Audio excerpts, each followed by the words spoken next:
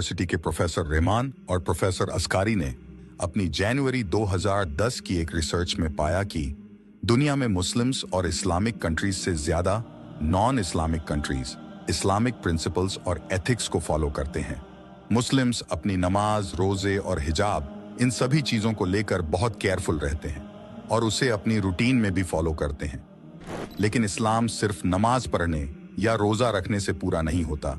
इस्लाम जीवन जीने का एक तरीका भी सिखाता है, जिसे सबसे ज्यादा न्यूजीलैंड में फॉलो किया जाता है। दूसरे स्थान पर लक्समबर्ग और तीसरे पर आयरलैंड आता है।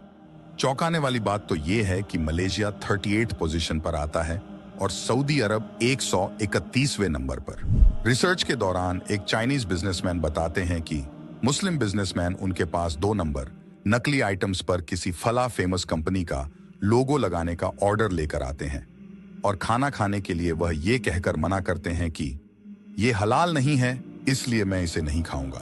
अब आप सोचिए, क्या 2 नंबर नकली सामान बेचना हलाल है? लॉर्ड बर्नार्ड शॉ ने कहा था कि इस्लाम सबसे अच्छा धर्म है और मुसलमान सबसे बुरे फॉलोअर। इस्लाम के 2 हिस्से हैं। पहला हिस्सा है ईमान। ईमान परवरदिगार पर उसके बंदे का फेथ है।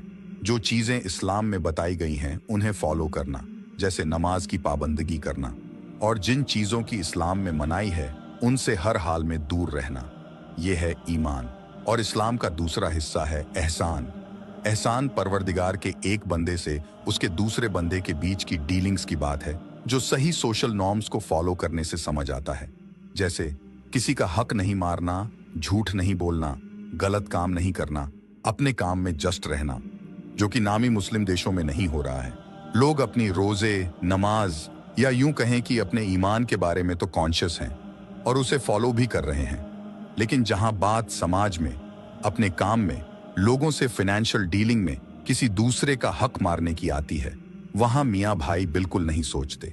टोपी लगाकर, दाढ़ी रखकर गलत काम करते चले जाते हैं। वह ये भी नहीं सोचते कि वो इस अटायर में अपनी पूरी कम्युनिटी को रिप्रेजेंट कर रहे हैं।